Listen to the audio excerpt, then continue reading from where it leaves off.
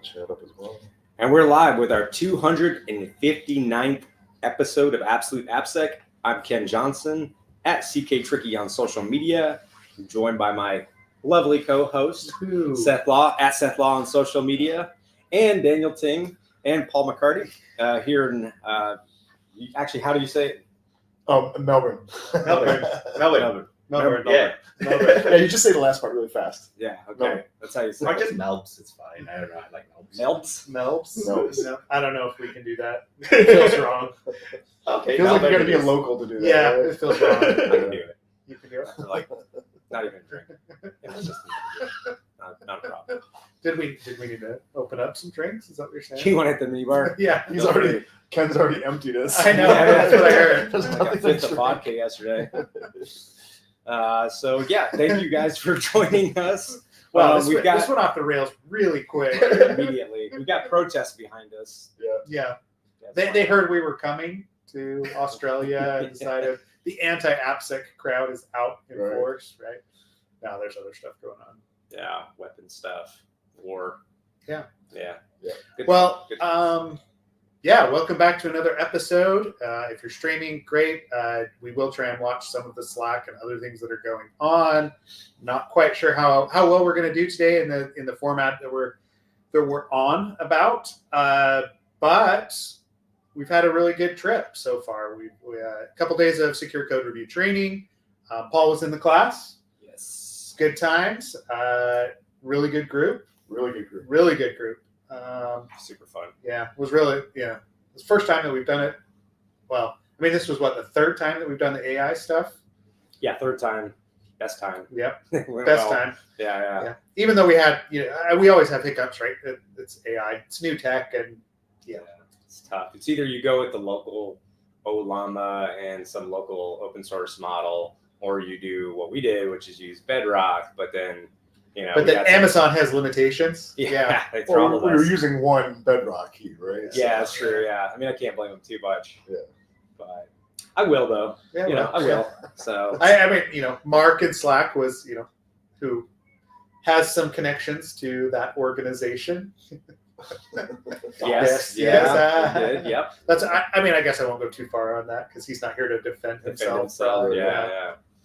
It was good. I kept saying it, but we've had stuffy classrooms before, and not like it's not no one to blame, but just that means that as a trainer, you have to. I know you guys know this. That you gotta kind of like open it up a bit and get people to start to talk with one another, with you, relax a little bit, and all that. But not this crowd. It was like immediately. It was awesome. It was great. Yeah. So, I mean, we had people from a number of different organizations, like well-known companies. I mean, it was super cool. I mean, Paul, what were your impressions? What were your takeaways Well, there? first and foremost, I knew like half the people that were in the room. Right? That's true. That was helpful, right? Like, I mean, yes. some of them have Community. worked for me in the past, so I mean, and I've worked with them in the past, so there's that. I mean, AppSec is we'll get into later on. AppSec is relatively small here, but it was a really good crowd, and because we had some of that personal connection, that lightened up the mood. To Ken's point, Yeah, it was very quickly. So we were cracking jokes from like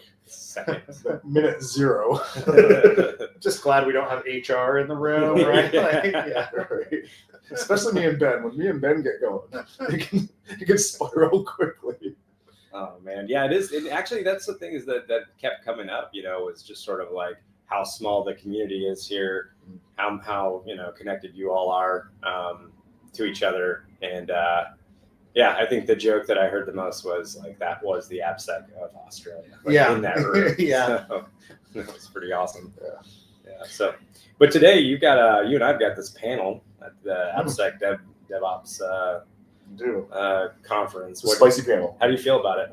I'm looking forward to it. Yeah, I'm stoked. I don't think you and I are going to really disagree on anything. I know, and that's going to be hard. We're going to have to figure out something to disagree on. Yeah, it's always helpful in the panel format. Right. Yeah. No, I mean, I'm excited to do it. It's been a while since I've done a panel. I think it was like 5 years ago when we were last year, did a panel. Oh, that's right. Yeah. For AppSec Day, right? Yeah. I mean, we've done it was panels 5 years since then, ago. but I'm just saying in Australia. In was the last Australia, time, I'm trying to remember. It was Tanya was on that as well. There's a Yeah. couple. I can't remember who else. Oh, it Tanya was, Jackson came in? yeah, Yeah. Tanya really? was here. Yeah. Yeah. So Tanya keynoted, I believe. Oh, cool. And then what else? There was somebody else. What's his name? I was gonna say Clint, but I don't think it was No, Clint. it wasn't was somebody Clint. else. Somebody else has been on the podcast though. It was Yeah. Because you mentioned Leaf yesterday, but it wasn't. yeah, it wasn't Leaf. It wasn't Leaf. Yeah, I don't really remember. I have a photo of it. Yeah. Maybe I'll pull it up later and figure it Anyway, out. yeah, Sure. we'll figure it out. But Mhm. so I mean, so we did want to talk about a couple of things, right? Just for the podcast today. First was kind of the differences in AppSec, right? Like for between what we see in the States, what we're dealing with, what you're dealing with here. I mean, we didn't really do proper introductions either. Yeah. And then we're going to dig in a little bit. Paul does a lot with the software security supply chain, or we should just say software supply chain. And, he's been doing some investigations. I know you're working on a book, right, related to it. So maybe we'll dig in a little bit. Woo! It's a lot of work. So, yeah. So maybe, let's start there, Start right? with your background, a little bit about your background and where you're at now and what you're doing now, and then we'll.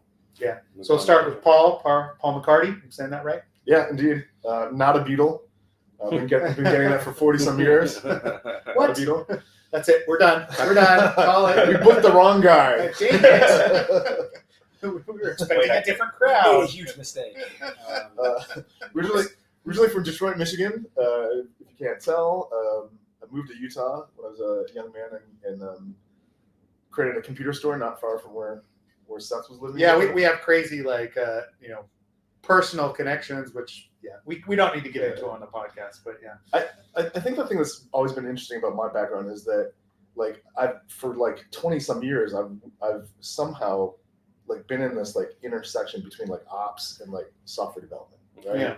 And whereas you guys have had more a kind of an AppSec focus, I was definitely more in this kind of in a DevOps role before DevOps, and we called it platform engineering back in the day, which is funny because that's now hot again. Yeah. But because of that, and because of my early involvement in security, that's I've been able to kind of carve out this niche, and now I spend a lot of time doing software supply chain. I'm really enjoying vulnerability research right now, and I'm working on some cool stuff. So I'm excited. Cool. Yeah, you got a lot going on. You got a business you can run. You got training. You got a book you're working on. You're all over the place. I know. It might be a sign of mental. Yeah. Well, and then after the panel, you're pretty much immediately. I know you're doing a little bit of something in there, but then you're flying out. So it's it's going back to to be building. pretty neat. Cool. Cool. Yeah. And then we have Daniel Ting. Daniel's been on the podcast at least a few times, right?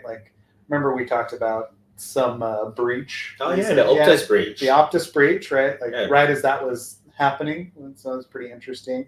But Daniel, what have you been up to? Well, kind of exploring a few things right now.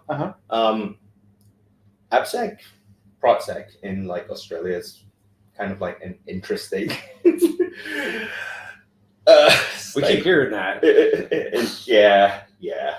So it's there are things you want to do and you learn, and it's best practice and things like that, but then you struggle to monetize it because nobody's at that maturity, kind of thing. So even as a profession working in the space, is AppSec just, hey, let's install a CI/CD pipeline if we even get to that. Really? Right. Because maturity levels and stuff. Obviously, not to paint with too broad a brush. There are some of the more mature organizations. There are a few. We know them by name. I would assume Atlassian would be one of them. That's what I would think. Yeah. You have some of those more mature Atlassian and stuff, which are running on the bleeding edge, but in Australian terms, and doing a lot of that practice. But what does that look like for somebody who wants to specialize as an AppSec professional that goes beyond let's run SaaS test on a CI/CD pipeline and call it a day? Because let's be honest, there's so much more. There's threat modeling, there is code reviews, there's guardrails, there's blueprinting, so much more, right? So figuring that out.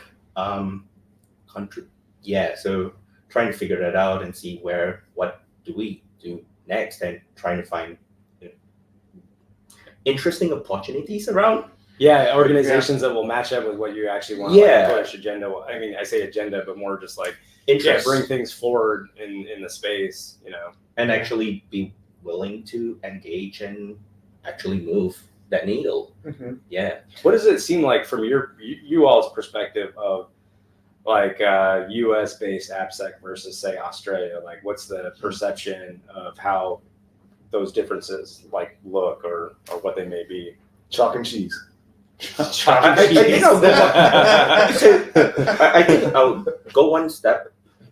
I think one step even further back, because like there is still a very compliance heavy mentality here. So what do you mean by compliance hating? Like Heavy, you don't have heavy. heavy. Oh, okay. Sorry. Yeah. My bad. Oh, yeah. I'm sitting next to you, and Yeah. Seth's only like 95, 96 years old, so hearing is a bit of an issue. What? We'll get you to your bedtime soon. We'll get you to your Okay. nap. Don't worry. Yeah, it's very compliance heavy, and it's kind of like my way or the highway with some So is the compliance focus then at that point more like network, or is that a what lot. we're dealing Yeah. with? Okay. Yeah, and part of the problem is that because of our lack of maturity here around SDLC security, DevSecOps, however you want to call it, because of the lack of maturity, our compliance regimes, which are fairly significant, don't include any of those components, right? Mhm. So then to Daniel's point, if you're a specialist in those areas, right, and the organizations just don't realize that should be part of the compliance requirements, you've got a problem. Yeah. And even with like Australia's 2030 best global cyber plan, right? Right. Like if you look at the roadmap that got published, feel free to correct me, but I did not see any significant talk around software security. Yeah, it definitely was. It was very light. NetSec. It was very NetSec heavy. We have something here. It's like kind of the equivalent of like the NIST 800 stuff, which is called the ISM. Okay.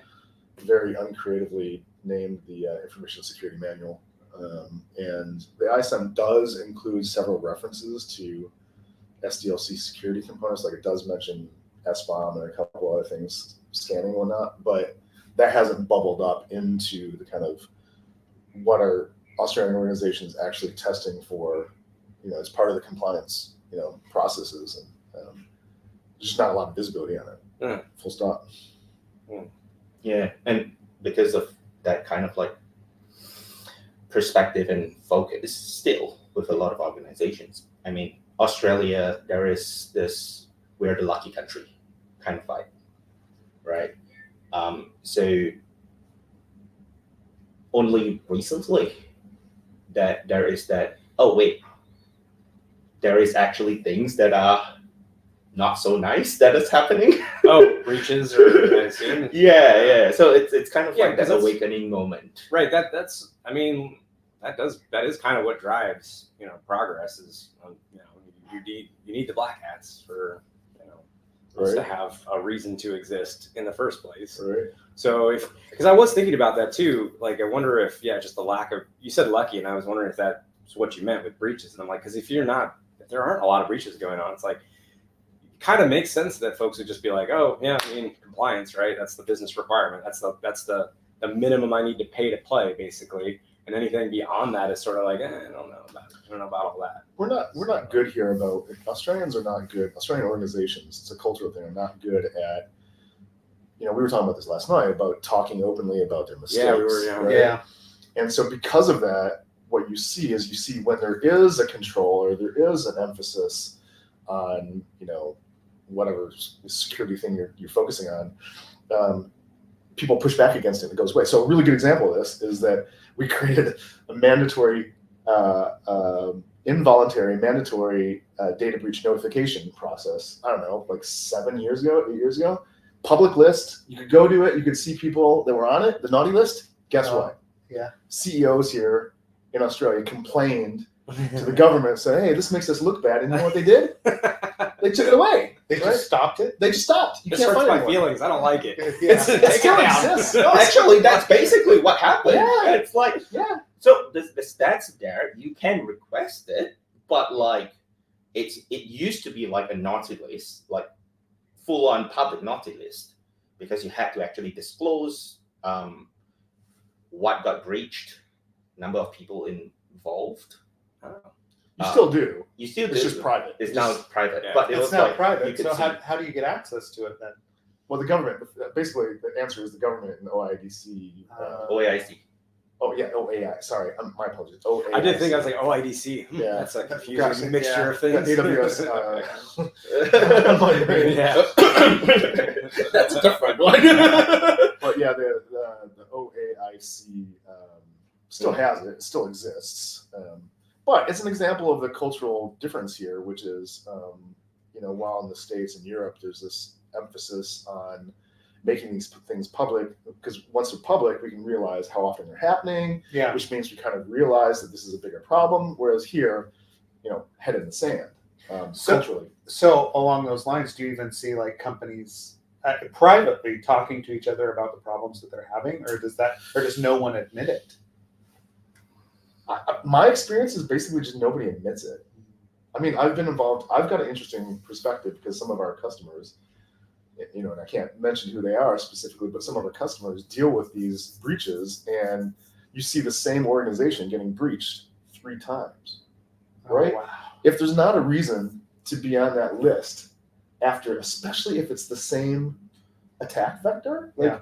being breached 3 3 times, Yeah, you would think. right? I think Wonder. the other thing is that it catches a lot of people out what is a notifiable data breach. Yeah, that's it. Yeah, it's Because true. say one of the things that we had to back when this first came out, like I was kind of like involved with dealing with some of this early on. Sure. And you see a lot of people because according to, if memory serves me right, not a lawyer, the understanding is that even if PII, there's a definition of what PII is under Australian Privacy Act. Okay.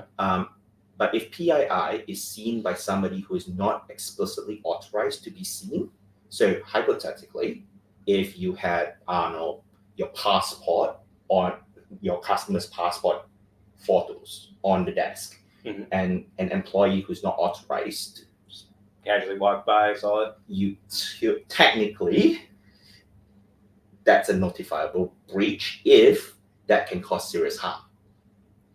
But nobody's there's a lot yeah, of no one's- caveats here. but right? there's a Like, lot. yeah. There is a big but there. There's a lot of There's a huge but. Correct. of loopholes, right? And so Yeah. that's and a lot of that loopholes is what is categorized as serious harm, and serious harm is defined by is evaluated by the company. Oh yeah, you so can you choose have- whether or not it matters. Basically, Exactly. Yeah, that's Yeah. awesome. Correct. Exactly. Which- Not awesome, which but makes Well, it interesting. yeah, Yeah, of course, yeah. I don't know, like part of this feels, I mean, it's overall an industry maturity thing, right? Sure. And I know we're going to get into that a little bit because it does feel like if we went back 10 years, maybe 15 years in AppSec or in like the US, it was very similar I think it as was, far as, yeah. right? Because most organizations, the only time that they would admit it was when it showed up on Krebs or it showed up in the dark web somewhere that there had been a breach and it could be attributable to that. I'm thinking of, I mean, Yahoo, right? Like Yeah, and at that Ashley time, Madison, like all those breaches that happened a decade ago. Nowadays, it's like everybody and their dog is on there, and we know it, and it's going to happen again and again. And so there's more appetite to actually share those, share the responsibility or the actions. To that point, Right, there's a common refrain, and people said this yesterday in the practical secure code class, which is that Australia is commonly seen as between 5 and 10 years behind the U.S. And I think that's true. And you can't quantify what that number really is. Yeah. But to your point, our maturity is just behind that of the U.S. and Europe in particular, right? And so we have to play catch up. we say that, but I'm a consultant. I deal with organizations that are 25 years behind where like the rest of the industry is, right? Like, I think we do have a tendency to elevate. Oh, look at what Microsoft and Netflix and GitHub are doing. That's what everyone is, right? And we're like, no, actually, right? Like, you go to regions in the U.S. and you're definitely seeing a lot of the same sorts of behaviors. Mm-hmm. But just the activity and the research that's going on, there's a lot that comes out there. Yeah. Also, people, even in those cases of like GitHub or a Netflix or whoever, they're also just like putting out what they want you to see at the end of the day. Like we are all dealing with shoveling shit at some point, right? Like it's glue and duct tape still behind the scenes everywhere. It's just we paint rosier pictures sometimes than maybe. And I mean, there are good, not to say that there isn't like great stuff being done, processes and tooling and all of that. I'm not saying it. I'm just saying like sometimes it seems like, it's way rosier than it actually is. So. Yeah. I mean, you're talking about GitHub. If we focus on NPM, for example. We're gonna get into that. Yeah. I'm just saying, if you focus your lens on anybody long enough, right, you're gonna find you're gonna find the dirty laundry, the skeletons, the buried bodies, the buried bodies. Yep, every organization has that. Somebody knows.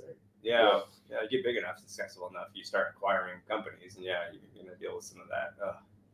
Anyways, so on the note of, I did want to get to the supply chain bits that you've been working on, and actually kind of call out while we're on the topic. You were saying that like there's a lot of regulation in the States around like in elsewhere, with SBOMs and supply chain security sort of evolving. Sure.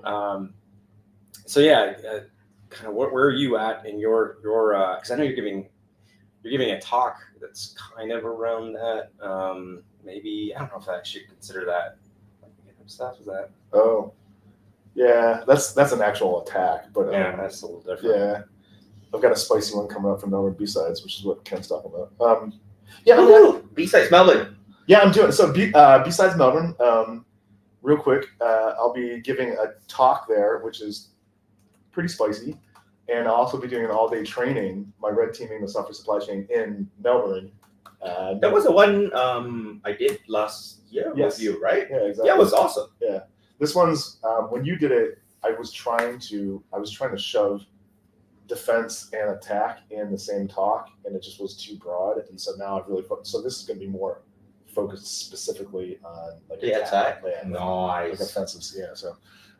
That's it though. I think like a lot of the defenders in the room took away a lot, and it kind of like opened up a lot of eyes, especially with the development community, which there were a few developers there. Yeah, that's great. And sorry. No. Yeah, I love it when there's developers in my offensive, and there's always going to be.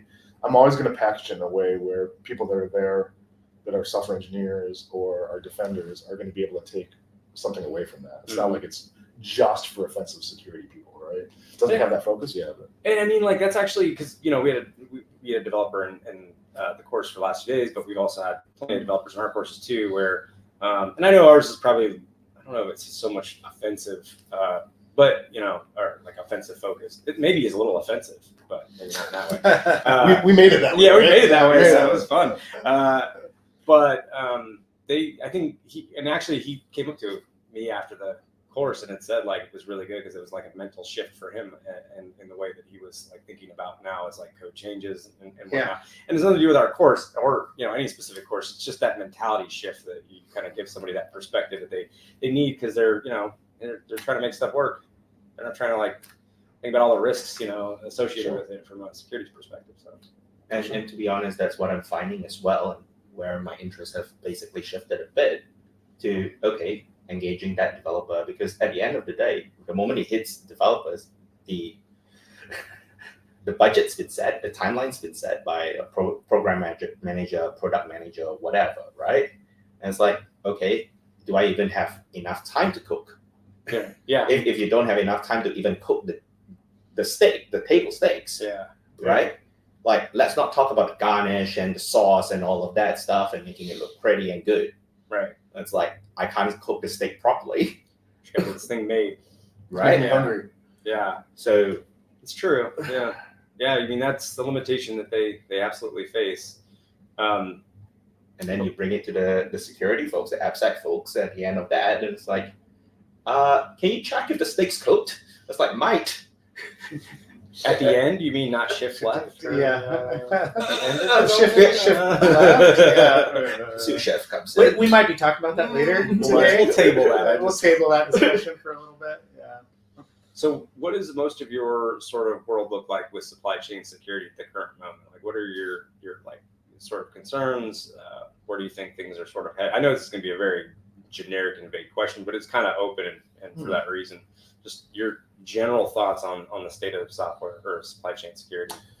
Well, like we talked about earlier, I mean, the U.S. is really kind of pushing, with SALSA is gaining a lot of steam, and, NIST is now throwing their hat in the ring, and there's just a lot of talk about software supply chain, especially at the government level, medical devices now in the U.S.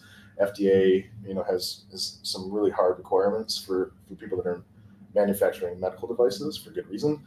I tried at SecureStack, I tried building an ASPM product where we were integrating security tooling into the CI/CD processes and developers' laptop if they chose to do that. We had a CLI. SecureStack has a CLI that allowed you to extend the power of what you were running in the CI/CD and also do that on the laptop. That was great, but the problem is that the market for that and the number of organizations that are able to consume that is pretty small. And that market is super mega dense.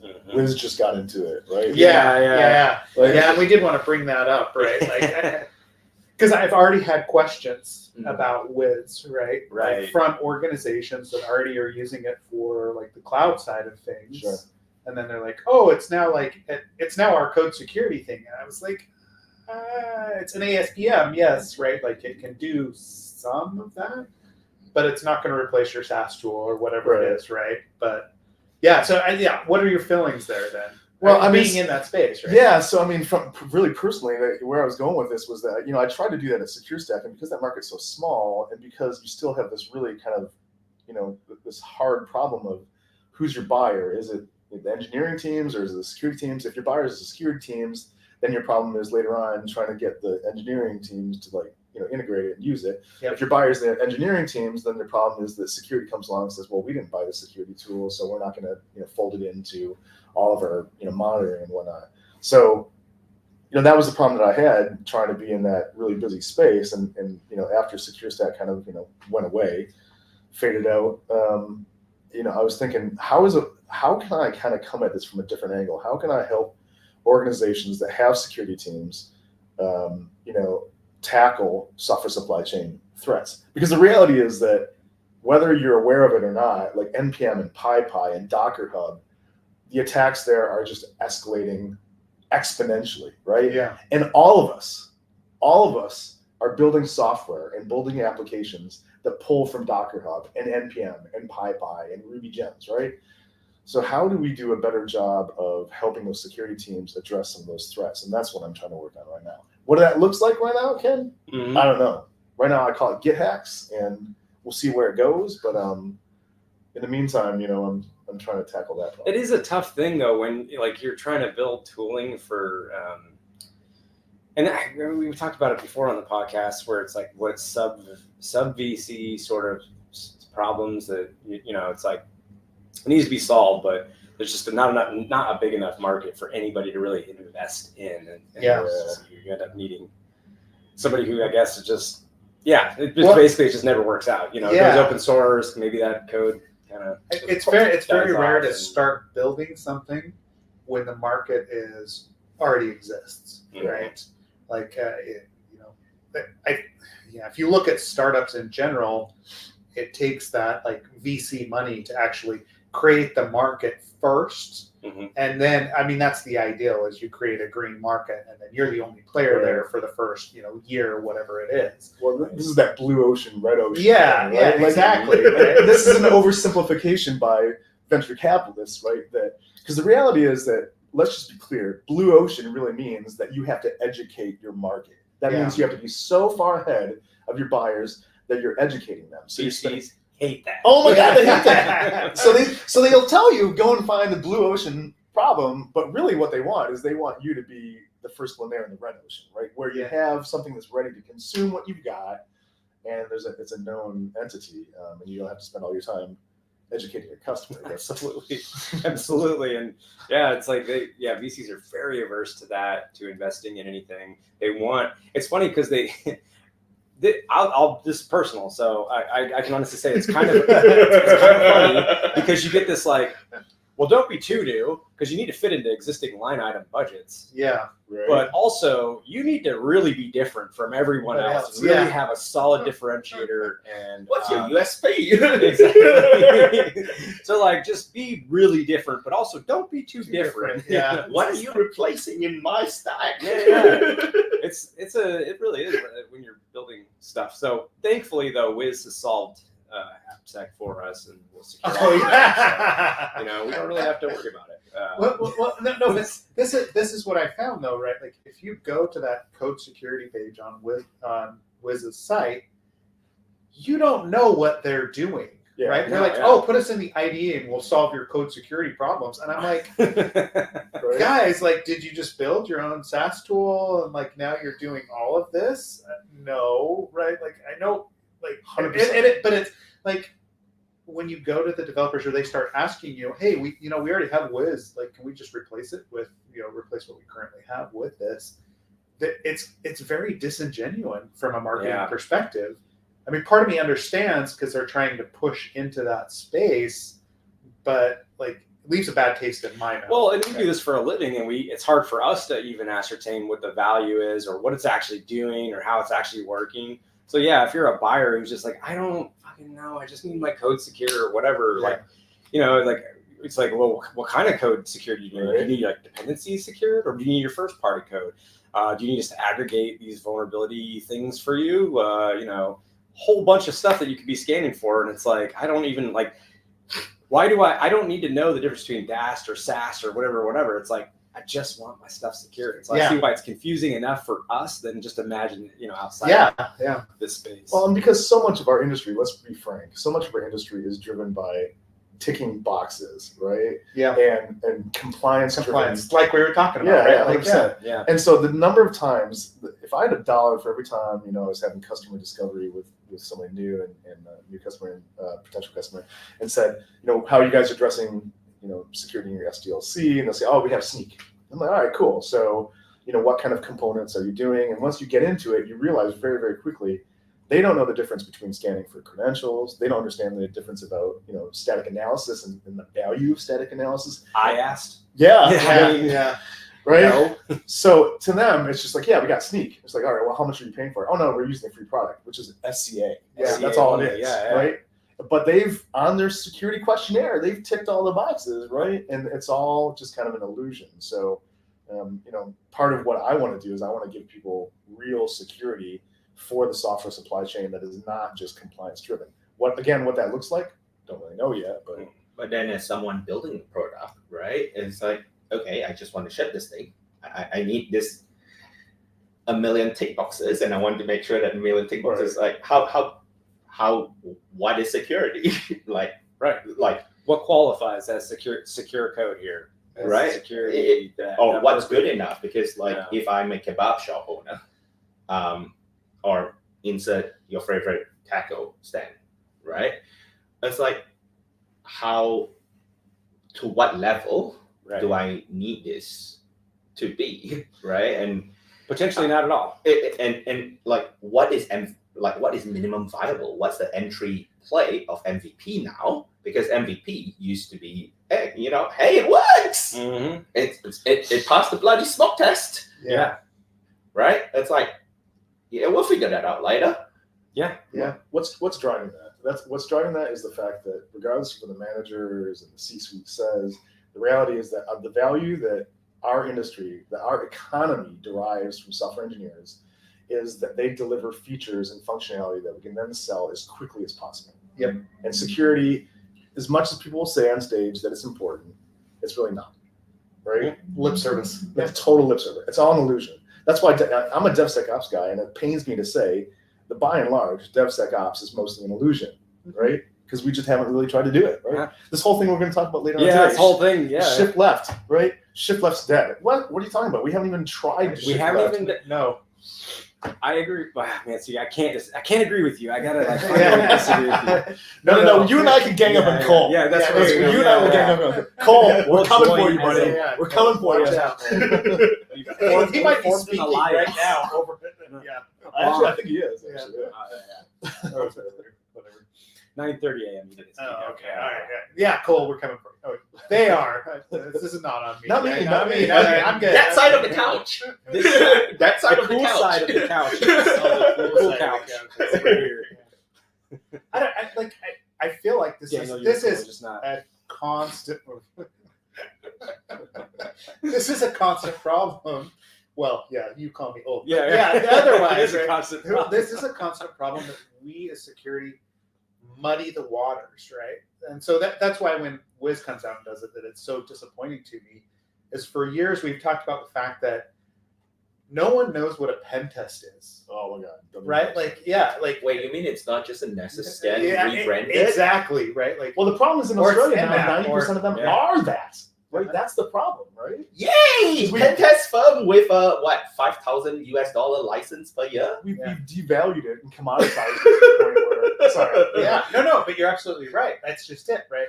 Is on the business side, they see pen test, even though from a compliance regulation, they're talking about software security. They see pen test, and they're like, "Oh, well, we had somebody come in and do a network pen test, or it has pen test in the title." They use that as evidence, Sure.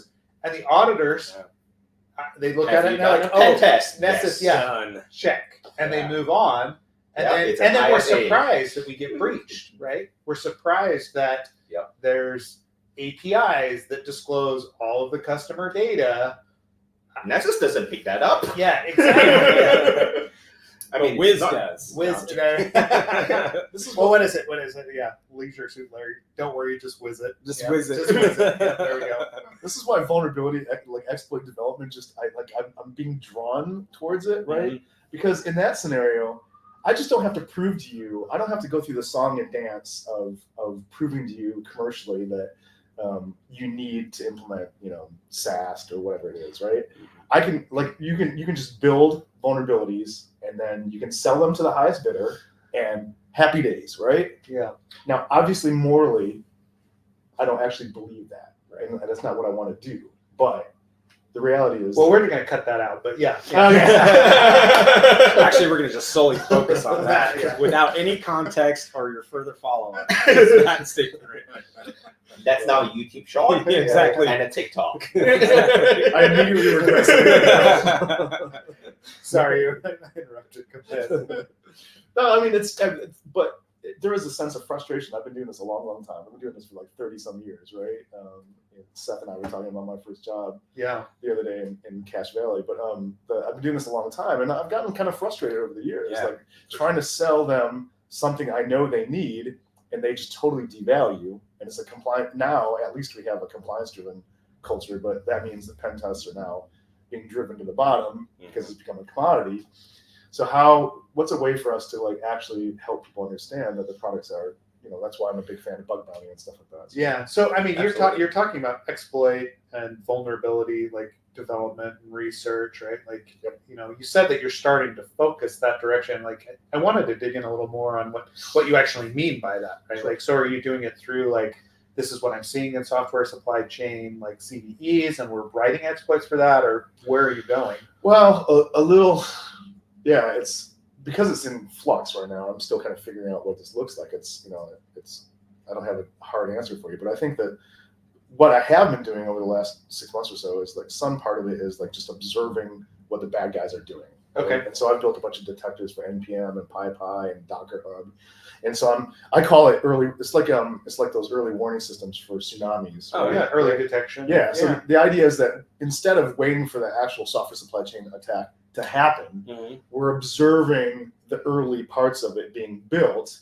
in these different places, Docker Hub and GitHub and NPM and what have you, and the code, the sock puppets and GitHub and whatnot, so we can see that stuff. So one part of it, Is it like Mark? Well, I'm sure you're gonna get into it. It's like observing like markers for where Yeah. things. Okay. Indicators. Yeah. Basically indicators. I call them signal right now, but there's probably a better word for it. But yeah, observing these behaviors and just kind of then collating that. So that's one part of what I've been doing. But then the other part of it is then taking that to the next step and becoming proactive and from a red teaming perspective or a vulnerability research perspective and saying, hey, let's go and create these, right, in a certain context, obviously a legal context, right? What that looks like, I don't know. Yeah. I think there might be a threat intel component to I think that. there is, yeah. Yeah. That's why I was asking, because I mean, Yeah. you kind of have to start to dig into sort of like what was XZ, whatever, where it was like there were like behavioral things that happened over periods of time. 3+ years, right? Right. Yeah. Disabling, obfuscating code, disabling security tools, things like that. And it's like, yeah, if you aggregate those over time, I'm sure those are great markers for like, hey, there's a tsunami coming here or something. Well, and we talk about that, like the exploit, right? Like the kill chain or whatever like the chain of exploitation typically isn't. It's not like one exploit to get all the data out of an organization. It's usually there's failures in 3 or 4 different places that have to be chained together in order to run any exploit. 100%. And so identifying what those could be in the software supply chain space would be incredibly useful, like from a threat intel perspective. Right. But again, like who is the customer, right? Well, like who's going to pay? Man, you beat me to it. That's a great question. See, the thing is that SecOps teams they're already set up to buy threat intel, right? They already do it from Intel 471 and all these other organizations that do that, right? Excuse me. So if you were to build a threat intel product around software supply chain and these early warning kind of signs and signals, and then customize it for individual organizations. So one observation is you can see a tsunami that's going to hit a whole coastline, right? And so in that sense, then, CBA and the NAB and Westpac and all of our banks here all could be affected by that. But then also we see very specific, that's the thing about the software supply chain is I'm actually seeing very specific, targeted software supply chain attack components being made in places like NPM and .gov and other places where I can then reach out. And I have done this, right? And those of you that I've done it for know, but I've done that for organizations here in Australia where I identify some of this stuff and then I go to them and I say, hey, somebody's doing this, and that's a real specific targeted threat for them. Sure, yeah. And they appreciate that. And maybe would imagine, yeah, they're willing to pay for it. Yeah. Maybe. That's the hope. That's the hope. Maybe. Oh man. Interesting. But then on the other side of it, it's like the reliability, like just thinking about manufacturing. If let's just say software is like how we treat building buildings, the assembly line and building buildings and construction and stuff, the trustworthiness, if we're talking about supply chain, the trustworthiness that if we flip the switch, the light comes on, we turn the tap, the water flows. Sure. Like whether is it private industry or is it government? I don't know, right? That we need to look at a bit of where does this, at what point it is no longer a private individual organization's responsibility, and at what point it is, this is like introducing governance through. No, as in like it is your energy providers and all of that, right? Oh, I gotcha. Like making sure that your energy provider actually supplies the power and that the lights come on because that will be very bad for the state if the lights don't come on, and whoever the elected official is now a government problem, not just a private industry problem. I see. Okay. So yeah, well, you're falling back to that cybersecurity strategy idea, right? Like the government, but also I'm sure some of what you're seeing in those different repositories is our nation state actors, right? And so that's always like when we start talking about threat models from a private business perspective, as soon as we start talking nation state, everybody just goes, and that's the thing, right? Yeah. And that is if you are looking at a threat actor, but then what about systems which end up being a threat because it's been neglected. Like maybe the Sure. generator, the pump that nobody knows how to operate because the last person who did retired, Right. right? Or not proper maintenance being performed or whatever it might be. Yeah. Exactly. And then what happens when you end up with a system that, okay, we no longer have capability to supply. So like, for example, something that's been keeping me busy is doing threat modeling on system gaps, right? So like we talk about going into the new ones of code and seeing all this supply chain attacks. But like, if you take a step back and look at how we communicate today, it's still predominantly via email. Yeah. Right?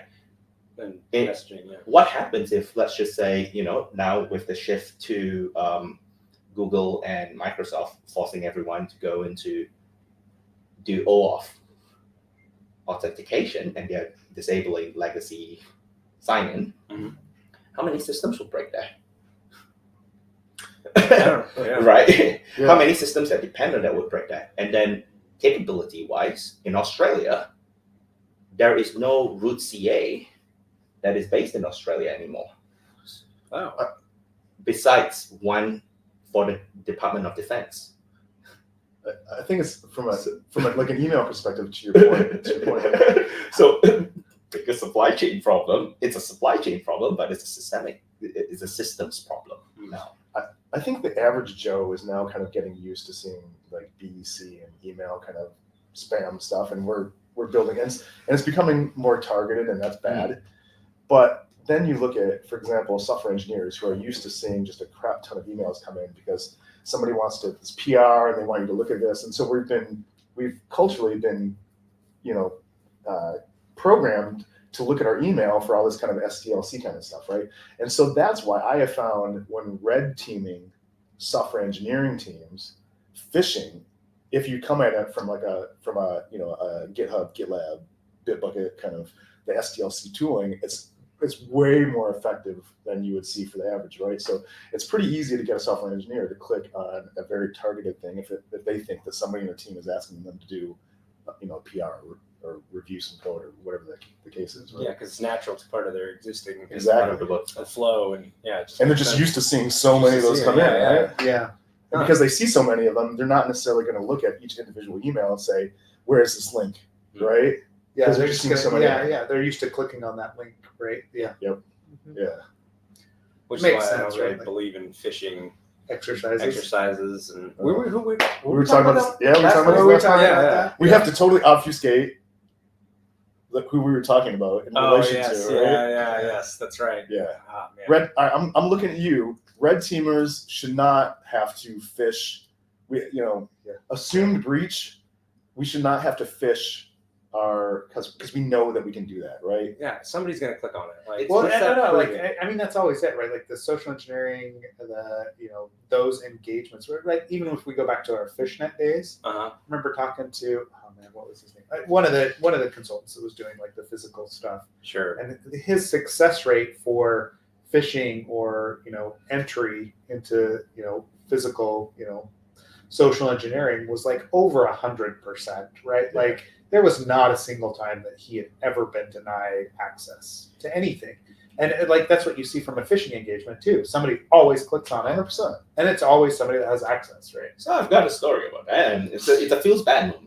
It feels bad. Gosh. Okay. Well, those are our favorites. Yeah. So we need more of those. We need more just feeling like, Please go ahead. So the thing is, like, it definitely feels bad because, like, you end up talking to them and go like, oh. So in a certain team I worked in, we were engaged to do a phishing test, Okay. right? Because they wanted, this is important. We want to check our policies, our protocols, etc. Team lead, when my team lead was like, can you please prep the whole phishing engagement thing? I was like, okay, cool. Here's an email. I prepped everything. I sent to my team lead an email. Okay. It was like, I sent the phishing email to my team lead for approval. And literally the first line there was, what do you think about this phishing? Did you say phishing specifically? Where you're like, what do you Yeah, think it about was this phishing email? literally, right? and that person clicked. Yeah, of course. Of course, yeah. They're like, I want to see how the fishing No. website works. No. And then that person came to my desk. I was like, did you just send me a phishing email? Like, yeah, I Yeah. specifically told you. Yeah, I was like, did you "Yeah, click that's on it?" why." Yeah, exactly. I was like, you clicked on it? I'm like, he was like, that person was like, yeah. So, and this was a team lead Of a security. of a team which was asking me to prepare it, and Wait, so did he not know that the exercise was going on? no. He This asked was for my it. This team was- lead. Before. That's what I'm saying. This is the prep. Yeah. Right. That's what I'm confused on. Why? Well, Yeah. So basically, my team lead Mhm. asked me to prep it, and then I was sending it back for verification Sure, yeah, before yeah. we go live, right? And this person went like, clicked. yeah. Yeah. So the moral of the story is, if you have a red team, which is one of the most expensive departments in your organization, do not waste their time doing phishing, because we all know it's going to be successful. Yeah. A red team should be focusing on those more complex, Yeah. you know, those chaining things, and actually how APTs are That's going to it. get. And the Right. gaps in the Yeah. system. Well, Because somebody's But- in. Somebody's in.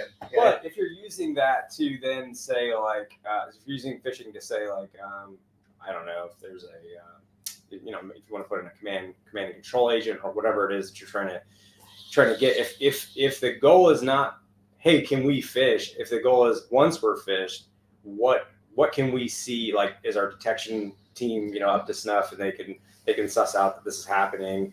Was That's that exactly machine right. patched? Yeah. Well enough and up to date. You don't have to With deal with software. deception. Just move past the deception bit, because Yeah. deception is possible. And the reason why I'm sharing that story is because this is somebody who is a lead, Yeah. right?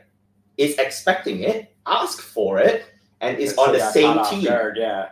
and still got caught up off guard despite being said, please review. Yeah. The phishing link. Right. And that's how, and this was for DA. Yeah. Yeah, I mean, Ken, traditional red teams, aren't going to worry about, they're going to assume breach, and they're not going to worry about the phishing part of it, and they're going to go directly to your point, bypassing EDR and bypassing those controls on the Right. desktop, and then where can they go from there, right? Yeah.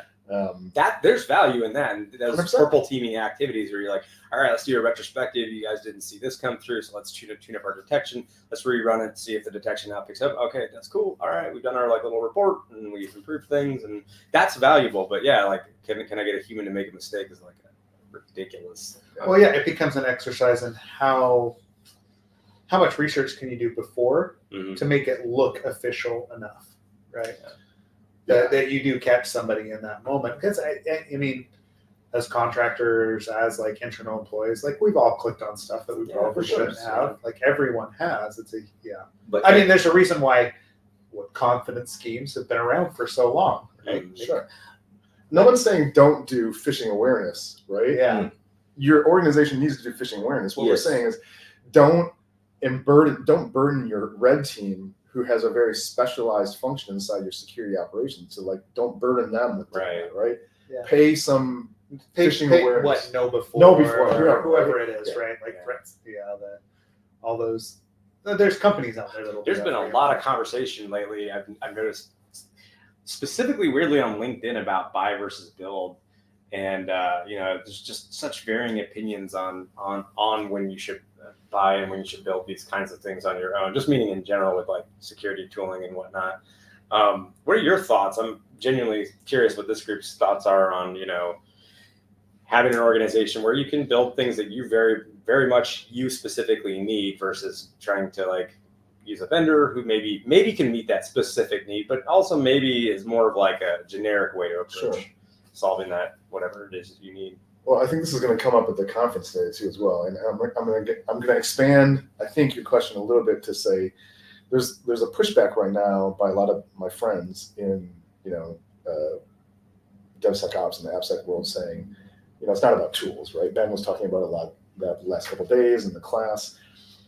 and I agree with his basic concept there, but the reality is that teams need to buy tools, right? Sure. If you spend all your time creating your own custom fragile tooling, that's all you're going to do. You're going to spend all your time. And the purpose of security teams is to take the output of tools or take the benefit of tools and do something with them, right? Mhm. So to answer your question directly, I think that many of the people that say, oh, stop buying tools, are just not particularly good at buying tools. They don't get budget. So then in their head, they have to say, They have to justify. they have Yeah. to justify exactly. Well, one of the arguments I had seen was that you end up spending, and if you're like, say a 2 or 3 person team, and it's just you have like the whole world that you're trying to solve, and nobody to do it with, that one of those people could end up literally just that's their full-time job is like doing vendor assessments of the product, taking those calls, being like a design partner with the vendor, Yeah. and so then like no actual work for that one individual is being done. I mean, it's work, but it's not. There's other things that also have to be done beyond purchase tooling and evaluating tooling. So that's one argument I've heard. But also like in the favor of not building, I've also heard arguments of like, no, similar. Actually, a couple things. One is, now on the other side, my whole job is, building and working on this tool and maintaining it.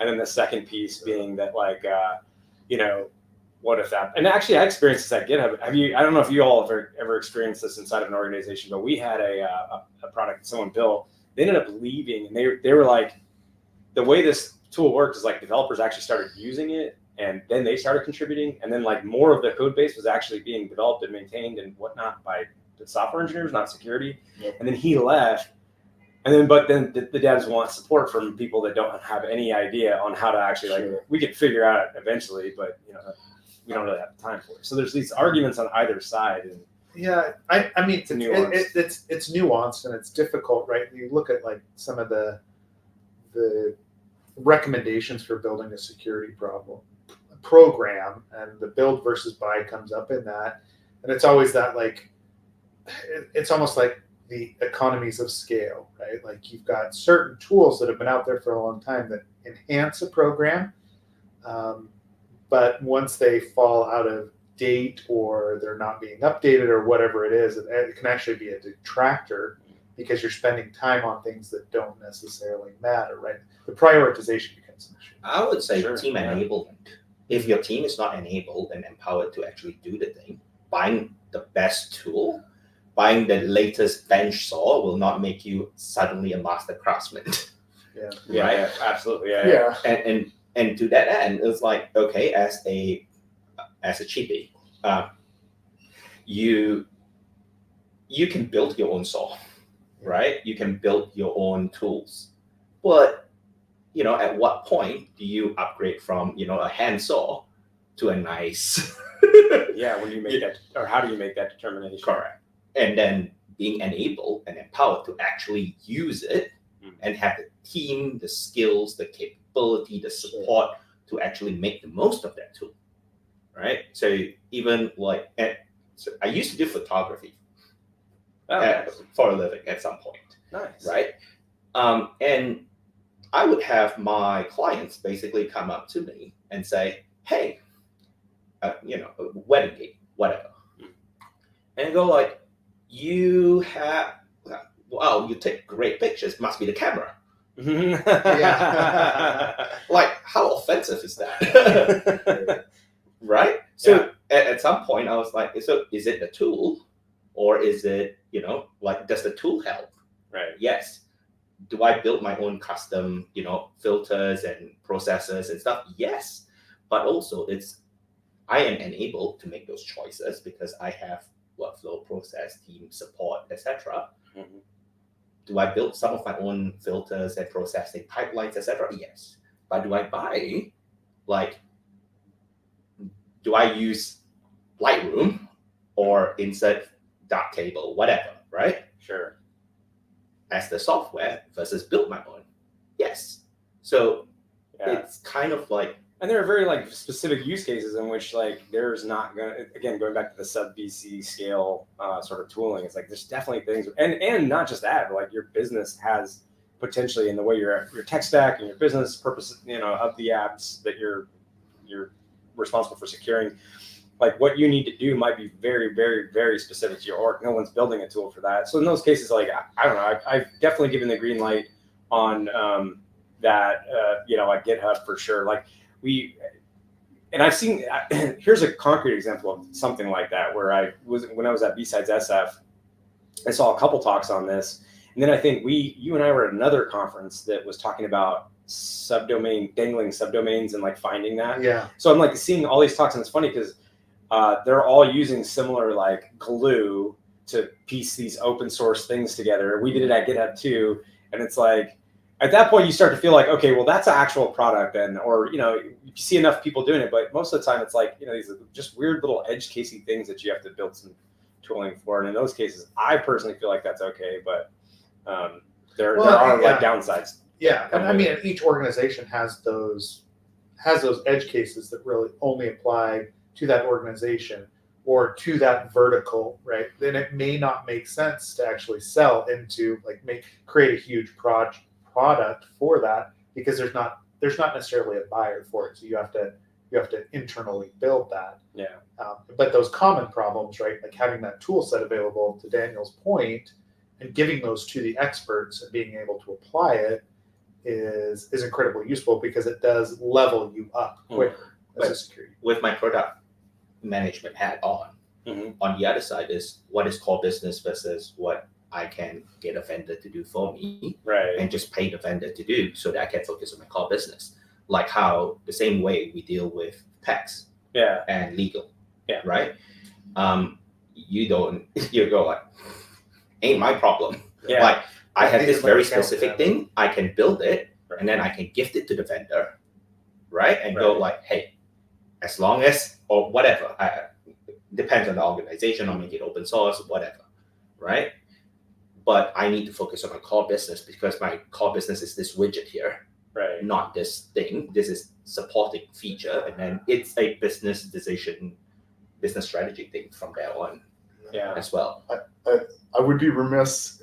I think part of the conversation we've had lately in the echo chamber, the LinkedIn echo chamber around tooling, was kind of driven by this pushback on the CISO thing. The whole like Sarver starts with Giliran, and basically where CISOs were going and buying product that their teams didn't want. And I have personally seen this when I've been in the enterprise, where we talk, and I'm not going to name any names, but I've seen it where we're like, we told management, we're like, we want this specific tool. And what do? They go and buy some BMC or CA tool, and we're like, what happened here? Right? Like, we told you specifically this is what we wanted, and we were also supported the integrations that we needed. Procurement got involved. Yeah, right. Exactly. That's somebody greased the wheel somewhere, and then procurement jumped in line. Or the CISO or the CISO. So this explains some of the pushback on this whole tools thing, because we do have a culture where management, buys, and CISOs buy tools, but their teams aren't really asking for those tools. Yeah. And so it's I've had that happen to me before. About 14 years ago. It was rough, because like I came in and there's no way at that time I had any interest, just because of this isn't like because of the company. I'll say it was Veracode. I had no interest in Veracode or White Hat Security at the time, and it had nothing to do with their products or how good. Well, I guess to a degree, but it was more of a, because we were Ruby and Rails. This is a living social. I'll just say it. So I was a living social, and I had a situation where those tools were already bought, because I hadn't come in yet to build an AppSec program. So it wasn't anything like bad or anything like that. It was just, this was the decision made. But those tools don't work for like Ruby and Rails, obviously. Also, like at that time, Veracode had a interface where you had to like actually upload a zip file or something like that, and then you got charged on how many megabits it was or something. So it was like, you could go like your pricing. Basically, it got really weird with pricing. Like you had a certain amount of seats, but if you had a huge monolith and you went up to like, let's say 2 gigs, and you had 4 seats, and it was $250 per megs, you're immediately done. You got one app, and it also doesn't work on that one app. So it's like, I was talking to somebody yesterday, literally today in 2024, who was hitting a similar thing, where they have their code base. They have a broad application suite, and they've got all like historical legacy code base. And they basically just can't afford any of the paid tools, because they have so many lines of code that if they were to actually buy one of these tools, it just would be too much, right? And so what do? They use SendGraph. Yeah. Oh, commercial. I'm not non-commercial. The community version. Yeah. Yeah. I've Well, seen yeah, some people because use SendGraph. they're solving a support problem tech that they stacks, have. Yeah.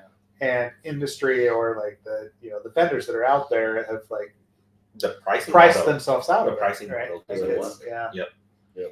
Actually, the price, it's funny you say that too, because like, obviously with Dry Run, we deal with talking to folks about their current billing plans and all that stuff. And there are some really wackadoodle, I can't believe it's a wackadoodle, by the way, but some really weird, it's recorded. Some weird. Fair dinkum? Yeah, there you go. There's some weird, like, so in one case, the negotiation started at something like 150 or 200, something like that. Okay. And then like after one easy conversation, the vendor came down to like 70K. And then the way they broke up, that was for the first year, but then the way they broke it up for the second year was like some weird seating. I can't remember the specifics, but it was some weird seating thing. And there were like lots of little nuances. And so it would be 70K for that 1 year, but the next year it would end up going up past 100K again.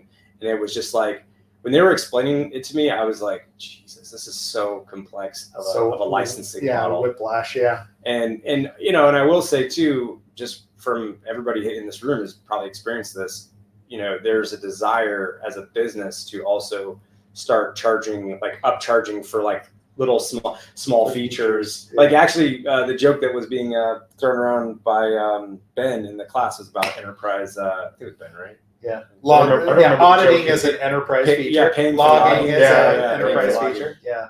So Well, I'm trying to nickel and dime a bit. Yeah. I mean, on the serious side of that, as a startup where you're trying to figure out what you're trying to ascertain the value of your future, of your roadmap, right? And it is beneficial to say, what would you pay for this new feature if you were to implement it, right? Yeah. That's true. Yeah. Yeah. Beneficial to that house.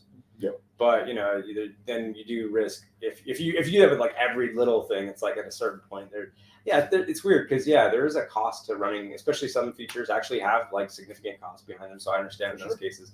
Logging is one of them, right? Yeah, logging actually that is. has to go Data, somewhere. yeah. Like The one of data the you have to pay for storage, it. yeah. Right? Yeah. SSO implementations too, and a lot of people do SSO. I know I've heard people complain about that, but it's like, I mean, there is a cost to like having to do SSO integrations in your platform. So that's not easy. I was going to ask you, Daniel, about the community here because you've been involved so heavily in community building, and you're part of a bunch of different groups, and you've been here. You've seen it sort of evolve. What's your sense of the last, let's say, because like, again, we were here 5 years ago, right? So in that time, how have things shifted, changed? What are you seeing trend-wise? How's it going in the community here? Growing, contracting, staying? I think it's changed. It definitely has changed. Compared to 5 years ago, there were, and it's changing like even within this few months, right? I would say, 5 years ago, it was very much more community focused. Okay. It was like people sharing very openly about things. The engagement model, the things that you can say, hey, we are sharing a beer and we are talking about those things very frankly, right? Yeah. Full fat income kind of way. Yeah. Going global, because just by virtue of everyone tried something over the pandemic, like, hey, we're now going to stream this shit. Yeah. Right? And then you started reaching a global audience, and then there was a bit Wait, pause there for a second. So, because I mean, I want to dig into that. Like, so you were streaming, were these like local chapter meetup type deals and you were streaming that, and then all of a sudden you get folks from outside of the local regional area dialing in, or I say dialing. Yeah. So whether some of them, maybe. So whether it's a local chapter meetup, because the early days we had really, I'll talk about Melbourne thing because we had some of the strictest lockdowns in the world, Yeah, I Yeah. remember that. Yeah. right? For, yeah. So- months. Yep. We couldn't really be in person. Weren't you stuck in your place for like a year and a half or something like that? Yeah, 212 contiguous days, right? Yeah. Something. tough. Right. Jeez. With very strict restrictions on like being able to go get groceries, etc., so on and so forth. So that created a kind of like, okay, if you want to maintain community, you'd have to figure something out and go online, and that's where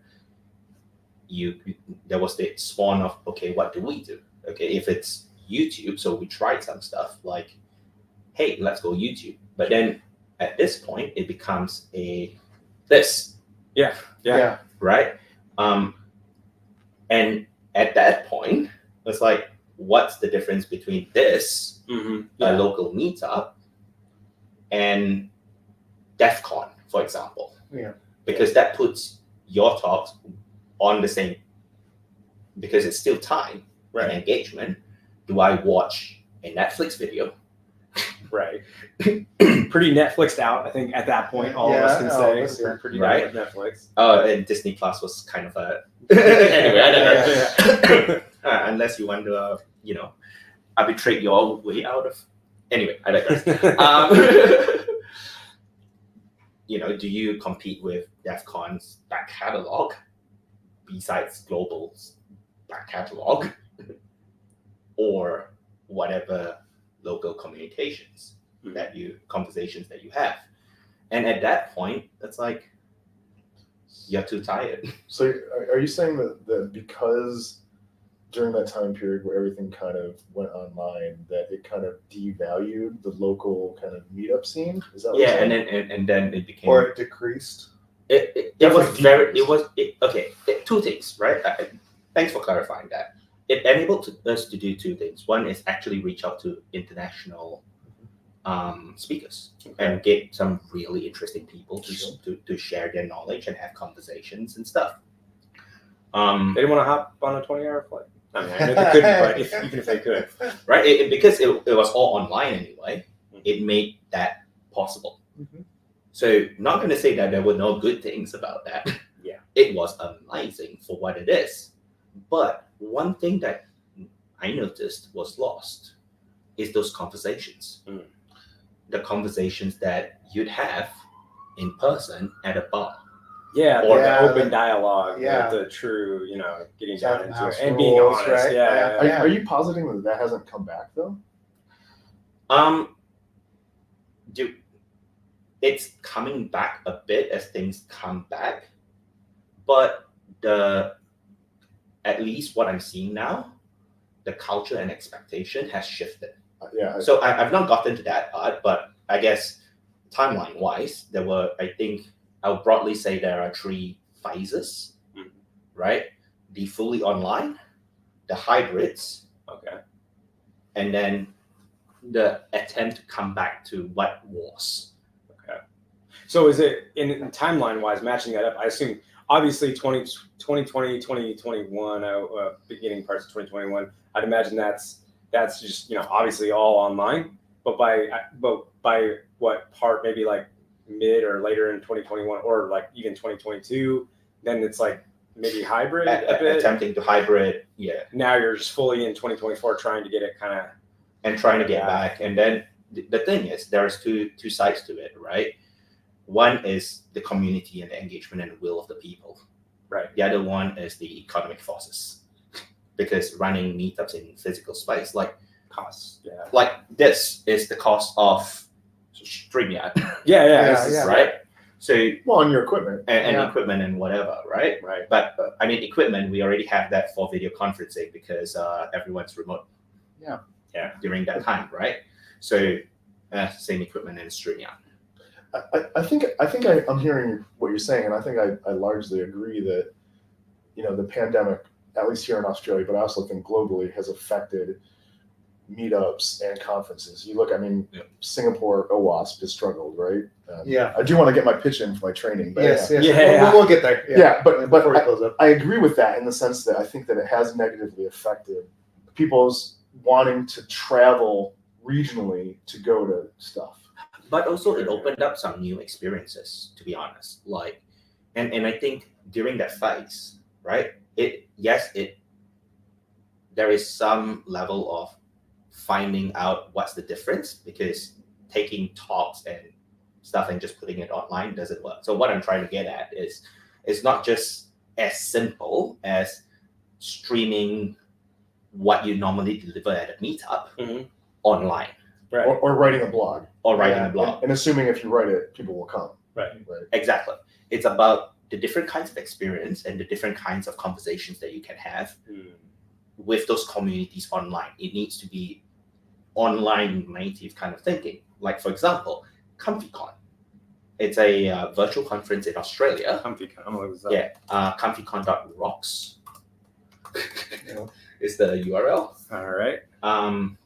It's a virtual conference in Australia, and it's great because it's literally like it's virtual. Everyone from across Australia and internationally can just hop on. I think the point is you're supposed to join from the couch. Exactly. In your boxers or trackies. Yeah. Tick. Yeah. I've been informed we need to say crikey more, by the way. Yeah. I've been Crikey! And DM. didgeridoo, apparently. Yeah. And wait. There we go. Yeah, who is it? Yeah. Andrew's been waiting for that. There you go, Andrew. That's for you. go. Oh, and we need to do the welcome to country as well. Yeah. We are now Juryland of the Kulin Nation. I mean, respects to elders past and present. I get what you're saying. True story. From like a shared experience, right? Like community events suffered for sure because it all went global, right? And so, and people are less likely to have spicy takes or to put themselves out there when it is a global conversation, right? Because they're afraid of the backlash, they're afraid of the online mob, whatever it is, right? The other problem is it's become less technical as people want to hit it. And we were talking about this. The generalist sort Oh, of. it just shits me so much. Like, there's space for it, but there's a lot. Yeah, but now it is. It's everywhere. That's It's not just that, but it's also like the very local problems that you have, that you resonate with. Right. Because now, like, who am I talking to? Like, so for example, my I did a DEF CON Village talk at the last DEF CON 32. And it's like, I'm doing it for a global audience or a US majority audience. Yeah. Right. So I can't focus on things that are very uniquely Australian problems because it's not the audience. Right. So a lot of those conversations, I wrote a blog post about it if people want to read, but I'll drop it in chat. Okay. Yeah. You don't do it now. We'll get it. But like very Australian problems where like even maturity and all of that stuff, like little things that we are talking about on day to day that meetups are great for. Yeah. Right? That hyper local stuff. It's like because I don't know, new cybersecurity legislation came out. Right. We can talk about that because it's hyper local. Right. Those in a global space doesn't quite apply, and because US because it's US centric, a lot of it is very US heavy, right? Like from here, it's like, okay, so how much do we balance? And then you try to adapt and cater because audience, and you don't want to make people feel excluded. You also have, how do you then balance that when you have US viewers or participants and Indian participants? Oh, right. And then, but I'm an Australian meetup. Yeah. Right. So how do you then? That's three different perspectives and cultures and expectations, because everyone's a bit different in what they are looking for. And are you a really technical conference, or you get questions that come out in Q&A? You're like, how do I get into cybersecurity? How do I get my first job? It's like, what certification should I get? What certification should I get? Like, how many times do you get those questions? Like, and I understand your point. I think in a sense that you see different emphases from different cultures. I've I have 0 certification. I think this is true. I have 0 certifications, and I'll double dog you from a security perspective. Come at me, bro. You know what I'm saying? Come at me, right? Yeah. But yet when I run Sec Talks on the Gold Coast, to your point, right? We have a large number of Griffith students and a large number of TAFE students coming in, and invariably their question is, I swear to God, what certifications? Yeah, it's common. That's Yeah. always, Yeah. And what they're missing is they think they can go directly from knowing nothing through a graduate program at Griffith or whatever, go directly into cybersecurity. And what I tell them, which unfortunately is disheartening to them, which is, well, you need an IT background, or you need it if you want to go into GRC, an auditing background, maybe that helps, right? Yeah. You need this other stuff to build a cybersecurity career on top of it, and that's not what they want to hear, right? Yeah, they don't want to hear that you got to know the fundamentals pretty well to get to be the successful. specifics. Yeah. Right? That whole OSI model, it does come in Yes, handy. it does. Right? Yeah. You know, it's got a different name now, but when we grew up around it, or because they've got like a 4-layer model now with a different name. Oh, yeah. Like 7-layer OSI. Well, there always was that. There was like there were 2 different OSI Yeah. models, one with 4 and one with the 7. Okay. Yeah. Just depends on who you're talking to, which one they focus on. Yeah. But then seven, all 7. Yeah, all 7. so OG. Tick.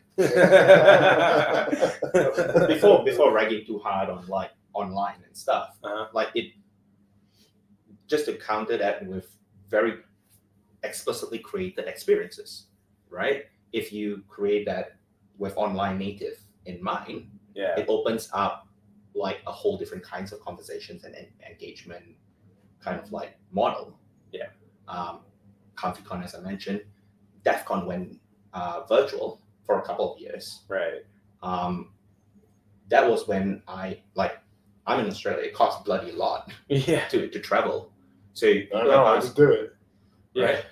people are just like, hey, you should come by. And I was like, I speak to a few people. I was like, you should come by. I'm like, it's a cool 10 G's.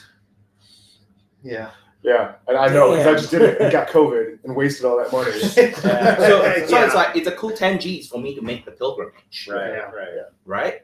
So like and you know that at that point you need, if you're gonna, ideally there's somebody gonna help, if you're gonna, especially if you're gonna go speak, there's gonna be somebody that helps you out with travel. But like, what meetup has 10 grand to blow on a speaker? I shouldn't say blow, you know, invest in the speaker, however you want to phrase it. But like, probably none really. And even conferences, like, you know, they'll pay. I've been to a couple that have paid for first travel.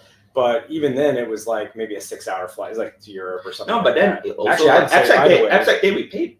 That's right. Yes, we paid. I'll say, actually, I'll say this: overseas are much better about paying for a conference attendance, or if you're speaking, than local. Than Well, US based, I mean, sure. in the States, the very least, right? Because they want to look at that Taiwanese offensive security con that I put CFP in for. They paid for your flight and a con, right? Yeah. Why? Because they want to encourage people from overseas to come to Taiwan and deliver content there. Right? Yeah, and I mean that's the same thing that we see like with the European conferences, right? Like because there's not as much. I you know, it's definitely the conferences in the States have an overabundance of qualified speakers, close enough that they don't incentivize. Yeah, they don't incentivize it, right? Like you know, but it's also a bit of a blind spot because you're just going to get what you get. Yeah. You know? So I'll talk about the DCG VR because that was DEF CON Group's VR. Oh, gotcha. Yeah, I was like, I don't know what that is. Which also kind of like ran the virtual-ish experience a bit for when DEF CON went cancelled. Mm-hmm. Actual canceled. Yeah. Because what that allowed is a whole bunch of people who can't afford to actually make the pilgrimage to actually participate in DEF CON. Mm-hmm. And like actually have that vibes and be part of that community, have those conversations. And because that's in a VR space, that's why it's called DEF CON Groups VR. Mm-hmm. It's a virtual world. It's a very tailored experience. And you recreate HallwayCon as well, just because of how the space is laid out. DCGVR.org if anyone wants to go poke around. It basically tries to create the vibe and cater. It's a digital native experience. Yeah. And that enables, like I know somebody one of the speakers is stuck because of Kit.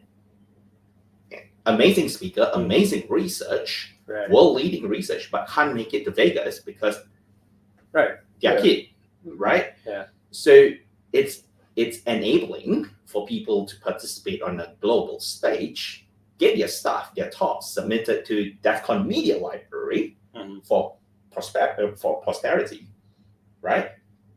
But that's a virtual only, and I think that's some of the great things that came out of that era. Sure. Yeah.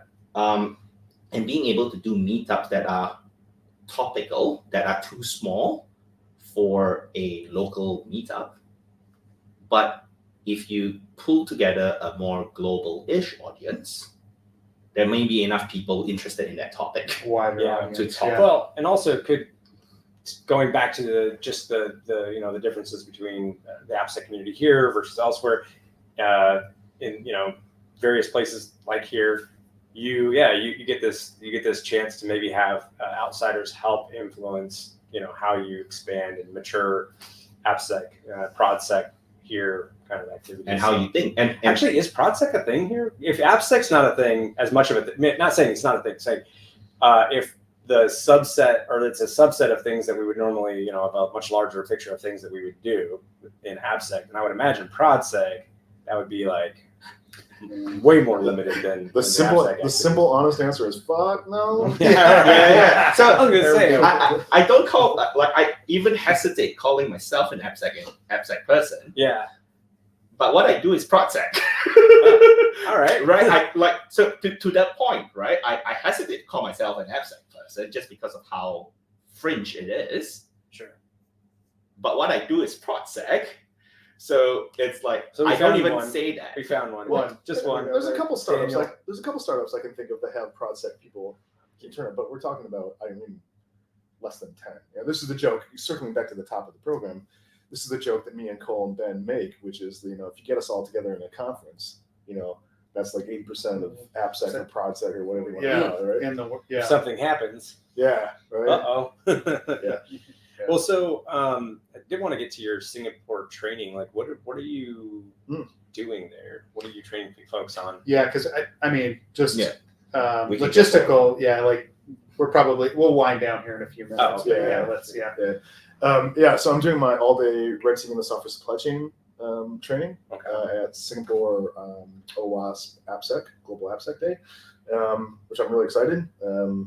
And I've got a bunch of new content because I did it I've done it in the US and I've done it here a couple times. And I want to make sure that every time that I do it, I add new content. So this time I've added a lot more around NPM, different types of dependency confusion, because we tend to think about dependency confusion solely at the software package level. Well, there's other types of dependency confusion. And then I really fleshed out my, I call it the code puppets section, which is sock puppets for software development personas. Yeah. So these are GitHub, GitLab, Bitbucket accounts that you create as sock puppets. Okay. Giatan is the most famous. Giatan for CISO 2024. I'm making that T-shirt. The one that did the AppSec. malicious. Yeah.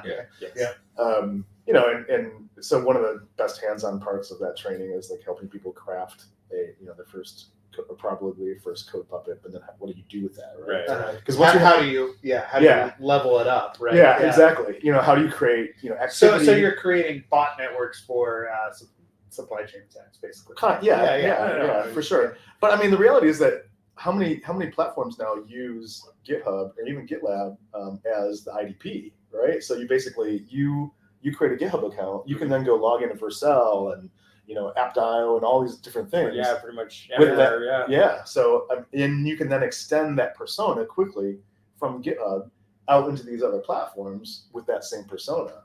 And that's one thing to teach. Cool. Yeah. So is this going to be your training? Is it preventing these attacks, or just being aware of them, or? Yeah, it's really around awareness. Like there's a certain number of people that are going to show up are going to be offensive security people. So, and the idea there, if you're an actual offensive security practitioner, is to take what you're going to learn in my class and extend that to your offensive security red team operations or whatever. But even bug bounty and pen testing can take some stuff away. But then a bunch of the people are actually software engineers. And so when I did this in Adelaide, at Adelaide B-Sides, half the room was software engineers, and the feedback I got from them was amazing, right? Nice. In that sense, it's about the awareness. Woo-hoo. Yeah. But then also, oh, how do I address this? And also, oh, how do I roll this into my day-to-day? When I see somebody join an open source project, the Giatans of the world, right? Yeah. How do I verify? How do I? Yeah. Then just looking at the activity graph is not enough, right? Yeah. I can fake that activity graph. I've written, there's some great open source projects out there to fake the activity graph. I've written my own to make it look more realistic. Uh-huh.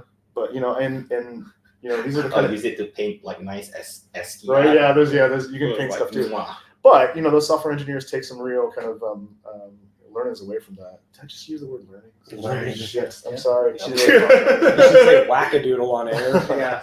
Wackadoo. Isn't that what Stan Bluey? But you haven't done like synergy. Yeah. We're doing Aussie bingo, not buzzword bingo. Not this one. Jeez, guys, Mark get it right. Big Tom G for to you. Oh, yeah, there we go. Yeah, that's the funny thing is every time I do this, Yeah. I accidentally burn some of my code puppets. And I burned Big Tom G yesterday. That's So hilarious. thanks for calling it out. Well, sweet. That's awesome. Yeah, well, I mean, we've been going for a while. We appreciate you both being willing to come on the podcast, right, and help us facilitate this. It's been it's been a Daniel great experience. is the Daniel reason provided, all this equipment. You're the reason we're able to actually do this in a nice way, and just Yeah. like Mac will. Yeah. Welcome to Yeah. Melbourne. Yeah, welcome thank to you. Melbourne. I have to thank Dan too as well, because when I moved here to Australia, I reached out to him and I was like, "What are some of the kind of cool conferences and stuff?" And like, and he told me about some conferences, even stuff in the U.S. So yeah, man, appreciate that. Yeah. There is actually a repo, a community repo with like the meetups and. Which you and I are the number 1 and 2 contributors on. Wait, I thought it was Big Tom G. Is that Oh well, I do it as me. Yeah. I blow my AppSec. I do it as me. I don't do it as Big Tom G. Yeah, so there is I'll drop it in chat in a bit, but there is a community repo which has all the conferences, APAC. Oh, okay. APAC region, meetups and stuff, which it's community run. Okay. So best effort, people submit Oh, PRs. to keep it updated. Yeah, it's a GitHub repo. So anyone who wants to add stuff, Pull just request. add. There are some rules there. Just Sure. send a pull PR and then we'll work through it and approve it. Oh, and if the PR doesn't quite get approved in time, like DM me. It's like I had to resuscitate it. I had to resuscitate in early 2024 and get it up to date. But yeah, it's no, thank you, thank you. But then a bunch of people jumped in, including Dan. That's and great. Shannon and a bunch of other people too as well. So cool. Yeah. Well, thanks for having us, guys. Yeah, Thanks, and everyone here is on Slack, episode AppSec Slack. So ping us there. We'll continue the conversation. Oh yeah. If you're going to be in Singapore, If you're buy tickets for my training. go to Paul's training. October 1st. I should also mention, because somebody was asking about like chapter leads in Australia for OWASP chapters. Mm. Are you one?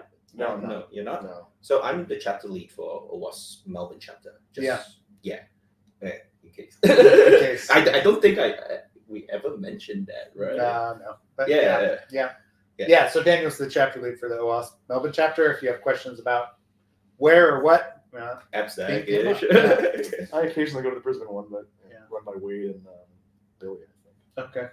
think. Anyhow, we're trying to wrap this up. So Yeah, No, right. you're all good, right? Like it's all good information. So, Ken, anything else you want to mention today before we call it? this episode is sponsored by Dry Run Security. There you go. Yeah, there we go. Yes, Yes. thank you. Somebody else actually. Yes. I should say that. Point security. Yes. And Red Point, sorry, Red Point as well. Yeah, it's fine. It'll be on the newsletter when that comes out. One of the two, right? We do have other sponsors that are coming in though too. So I got the links for Singapore up there, and I saw you Thanks, just man. posted no worries. The infos. Well, thanks for giving me a shout out on for the sponsor. Well, you said last episode. You said last episode you don't like doing it yourself. I don't. right? I don't. So I figured It's hard, I've So got your back. I will have to get over it at some point. Soon. And that's why I read the copy. And then do the podcasting. Like, please remember to like and subscribe. Or don't do whatever Or you don't. want. We're not your dads. Yeah, exactly. Well, You kind of are the AppSec dad. Yeah, grandfather. grandfather. That's where you're going with now. I mean, The dad with 1,000 kids, Exactly. 1,000 AppSec kids. I mean, Never mind. All right. This is going downhill We're quickly. going to cut this now. And cut. Thanks, everyone. We'll see y'all online. Yeah. Yep. Ciao. Appreciate it. Ciao. Thank See ya. you. Bye-bye.